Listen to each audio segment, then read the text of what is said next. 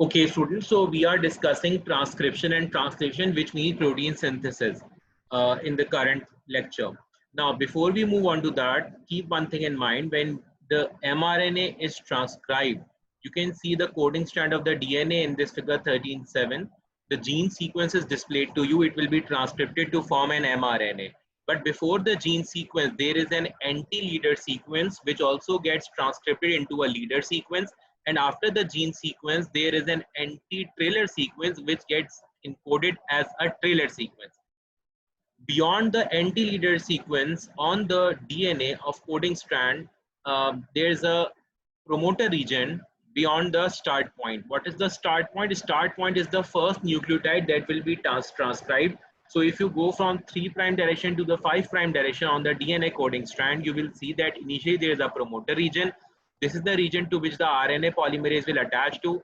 Then the start point is the point which will be the first nucleotide that will be transcribed. It will be basically following anti-reader sequence, then gene sequence, and then anti-trailer sequence. After the anti-reader sequence, the last codon there will be the stop codon. Beyond the stop codon, the mRNA's transcription will stop, and terminator sequence of the DNA coding strand will be present. So once the transcription is continued, your mRNA looks like leader, encoded message, and trailer going from 5' to 3' direction.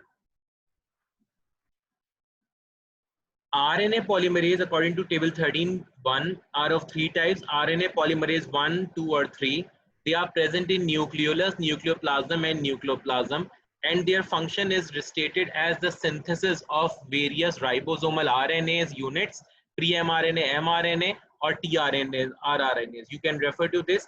Last column represents antibiotic resistance. That's not included. You just need to keep in mind the RNA polymerase, its types, where it's present, and what is the basic function of that. Just remember one or two functions of each RNA polymerase. The RNA polymerase enzyme is basically having a holo enzyme which can be biochemically separated into a core enzyme and a sigma factor. The core enzyme is having two alpha polypeptides, one beta polypeptide, and one beta prime polypeptide subunit, which are included by separate genes. Then there is a sigma factor as well, which is also coded by a separate gene. So that makes your total holo enzyme having two alpha, one beta prime, and one sigma. This is one complete holo enzyme. There is a sigma factor attached to it as well. This is the structure of your RNA polymerase. Okay, now if you look at this diagram, you can see that RNA polymerase is shown to you. The sigma factor and the core enzyme is also shown. It attaches to the start point on the DNA of the coding strand, of your DNA where the gene sequence is located, and transcription begins. The moment transcription begins, the sigma factor is released, and the remaining core enzyme continues the process of DNA transcription. The region between the start point and the end of transcription is defined as the transcription unit, and this will have the entire anti-leader sequence, the gene sequence, and the anti-trailer sequence as well. We use the values of +1, +2, +3, or -1, -2, -3 to actually state the upstream nucleotides or downstream nucleotides. I'm referring to the next figure now. This figure for now shows to you how the promoter sequence and terminator sequence are actually present before and after the transcription unit, and this is how the start point occurs, and by the time the end codon comes, the stop codon, the transcription stops. This diagram here shows to you the DNA which is having non-coding and the coding strand. You can see that the coding strand will be transcribed into mRNA, and the mRNA will then translate it into polypeptide. So on the non-coding partner, there is a start point, and that start point is represented as +1, and all the nucleotides following it are +1, +2, +3, and so on and so forth. For example, at +10 position, you can see a nucleotide of capital T. Then if you go upstream before the start point, these were the downstream nucleotide. The upstream nucleotide means you go in the opposite direction. We denote this by a negative sign, -1, -2, and so on and so forth. At the point of -10, there is a Tata box present. The Tata box on the non-coding strand is the region where the RNA polymerase attaches and initiates the transcription from the start point on the coding strand. The region at -10 is also called as the Prinbo box, where the site, this is the site of RNA polymerase attachment. In this diagram, you can see the Prinbo box as -10 position, Tata box. This will always have the sequence of TAT, AAT, followed by another sequence at -35, which is TTGACA. This is also present on the non-coding strand. So basically, there are two regions at which the RNA polymerase can attach on the non-coding strand, so that the transcription can begin at the start point on the coding strand. That was the prokaryote DNA. Now, if you look at the eukaryotic DNA, the start point is similar. And from the start point at -25 position, there will be a Tata box. This Tata box is TATA, having A and T either, and then A and then A and T again. So this is the Tata box of eukaryotic non-coding strand. And then there is a CAT box, CAAT box at -75 position. So these are the site of attachment for RNA polymerase for a eukaryotic non-coding strand DNA. Tata box in a eukaryote DNA is also referred to as Hogney's box. Its function is quite similar to the Prinbo box that I have just discussed. This diagram A here represents to you a tRNA. tRNA is having 4 stems and 3 loops. There's a 5' and a 3' end folded on itself, forming a clover leaf shape like structure or a hairpin loop. On the first loop is D arm. The second loop is having anticodon arm that may have a wobble base. Then the third and the fourth arms are there, and you can see on 3' end there is a sequence of 3' end where the amino acid attaches to it. Part B of this diagram shows you pairing order according to the wobble based concept. You just need to keep that in mind if it's a wobble based concept being used. So learn this table part B, that for a base at A, U, C, G, the wobble base would be as represented here. It could be either be U, A or G, or U or C, or A, U or C.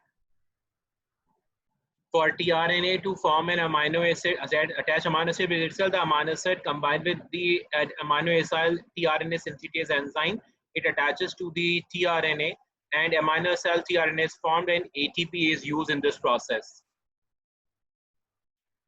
Anticodon and codon base pairing occurs on mRNA and the anticodon of tRNA, which brings the amino acids. So this is how the translation proceeds and a polypeptide is synthesized. If we discuss the structure of ribosome, ribosome is having a head and a base. There is a cleft and there is a platform. The 30S and 50S subunit join together to form a 70S subunit. On the 50S subunit, there is a central protuberance. And if you rotate 50S subunit, you will find a ridge valley and a stalk as well on the 50S ribosome subunit. This is what the ribosome is composed about. The 70S ribosome is composed of 2 subunits, 30 and 50S. 30S subunit can be further disintegrated into a 23S core and split proteins. The 23S core then splits into 16S ribosomal RNA and core protein.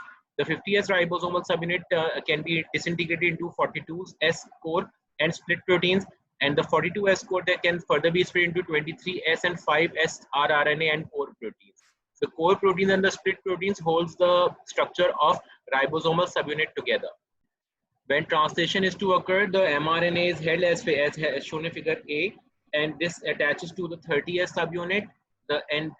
Once it is attached, then FMET. FMET will have the methionine amino acid with its one side block. This is called as FMET. There will be initiation factors IF1 and IF3. And G energy from GTP. It attaches to the AUG codon. So this tRNA is held together, and then the large subunit attaches to it, as shown in this figure A, B, and C respectively, and eventually this amino acids get added. Initiation factor 1, 2, 3 are used in this process. Initiation factor are required to initiate the polypeptide chain synthesis. This is followed by elongation of the chain. When the chain gets elongated, there are elongation factors which are required.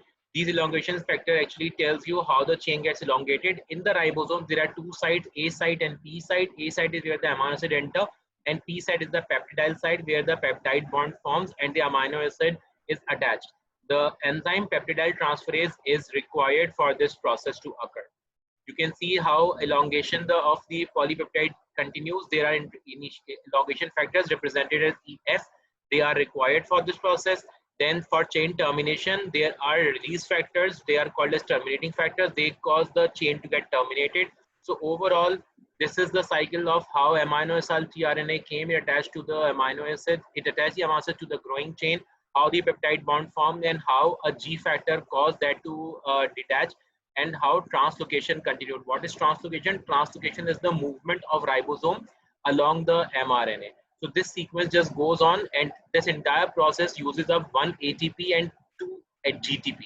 So a total of 3 phosphate bonds are broken to add one amino acid into a growing polypeptide chain.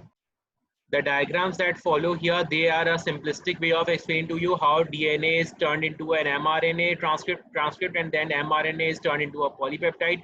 It will help you understanding this detailed mechanism and in a much more simplistic manner.